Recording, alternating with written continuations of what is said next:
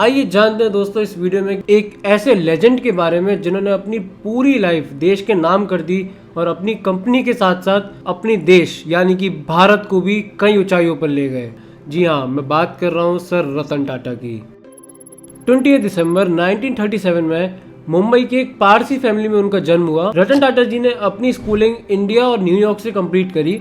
1962 में उन्होंने Cornell university से आर्किटेक्चर में बैचलर्स डिग्री हासिल की। उनकी मेहनत को देखते हुए 1971 में उन्हें नेल्को का डायरेक्टर इंचार्ज बनाया गया और उन्होंने फाइनेंशियल क्राइसिस से गुजर रही इस कंपनी को प्रॉफिटेबल भी बना दिया। 1977 में एक्सप्रेस मिल, जो कि टाटा की एक स्ट्रगलिंग यूनिट थी, उसको भी लॉसेस से निकालकर प्रॉफिट तक ले जाने में सबसे बड़ा हाथ सर रतन टाटा जी का था। अब 1991 में जे.आर.डी. टाटा ने रतन टाटा की डेडिकेशन और बिजनेस ब्रेन को देखते हुए उन्होंने रतन टाटा जी को टाटा ग्रुप का चेयरमैन बना दिया। कुछ बोर्ड और एग्जीक्यूटिव मेंबर्स इस डिसीजन से बिल्कुल खुश नहीं थे, लेकिन टाटा के विजन और लीडरशिप ने टाटा ग्रुप को नए लेवल पर पहुंचा दिया। टाटा ग्रुप को न्यू हाइट्स पर ले जाने के लिए उन्होंने ग्रुप के बिजनेस को ग्लोबली एक्सपेंड करना शुरू किया था और साथ ही वाइड रेंज ऑफ इंडस्ट्रीज पर फोकस किया। 1996 में रतन टाटा के विजन के अंडर ही टाटा टेली सर्विसेज के साथ उन्होंने टेलीकॉम सेक्टर में भी एंट्री की और अपनी एबिलिटीज को प्रूव किया। टाटा जो कुछ भी करते थे वो सिर्फ अपने लिए नहीं बल्कि देश के लिए करना चाहते थे। इसका सबसे बड़ा एग्जांपल हमें मिलता है 1998 से टाटा की लीडरशिप में टाटा मोटर्स का फ्लैगशिप ब्रांड इंडिका को लॉन्च किया गया। टाटा इंडिका इंडिया में डेवलप और मैन्युफैक्चर की गई देश की सबसे पहली कार थी और इस कार के आने के बाद इंडियन ऑटोमोटिव इंडस्ट्री को एक बहुत बड़ा ब्रेक थ्रू मिला।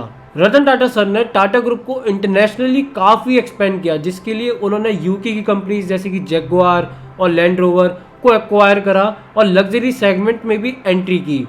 इस सेगमेंट में एंट्री करने के साथ साथ उन्होंने यूके की और भी कंपनीज जैसे कि टेटले और कोरस को एक्वायर कर लिया। इंटरनेशनल मार्केट में टाटा ग्रुप की रेपुटेशन भी बढ़ाई। ये रतन टाटा ही थे जिन्होंने TCS को अकाउंटिंग और डाटा एंट्री के बिजनेस से शिफ्ट करके सॉफ्टवेयर इंडस्ट्री में एंट्री कराई और ग्लोबल ब्रांड्स के लिए कस्टमाइज्ड सॉफ्टवेयर डेवलप करवाए। ये उनकी लीडरशिप का ही रिजल्ट था, जो कि आज TCS इंडिया की सबसे बड़ी IT कंपनी है। 2012 में स्टारबक्स को एक्वायर करके रतन टाटा ने कॉफी मार्केट में भी अपनी पकड़ बना ली। 2012 में ही दिसंबर में रतन टाटा जी ने चेयरमैन की पोस्ट से रिटायर हो गए, लेकिन उनकी कमिटमेंट यहीं पर नहीं रुकी। उन्होंने टाटा ग्रुप के 65% प्रॉफिट्स को चैरिटेबल ट्रस्ट को देने का डिसीजन लिया।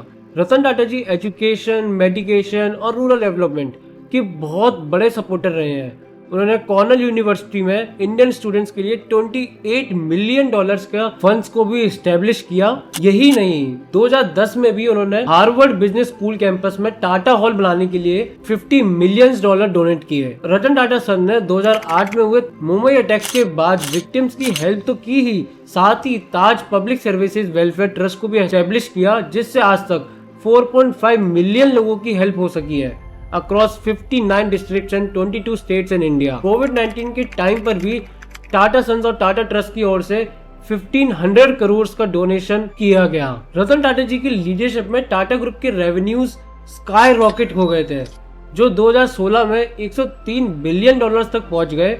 आज टाटा ग्रुप के रेवेन्यूज $165 बिलियन से भी ज्यादा है और 1 मिलियन से ज्यादा लोग टाटा ग्रुप में काम भी करते हैं।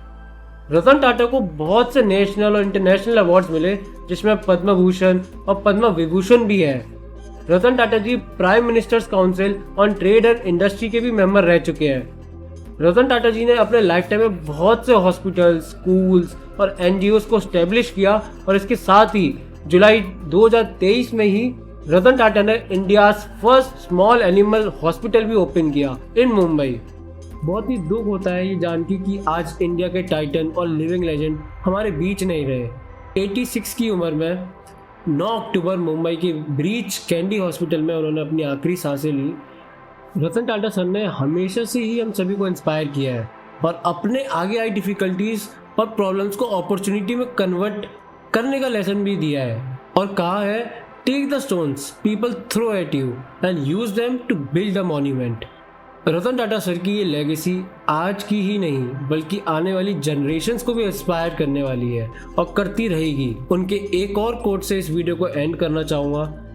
Never underestimate the power of kindness, empathy and compassion in your interactions with others, because one day you will realize that material things means nothing. All that matters is the well-being of the people you love. Om Shanti.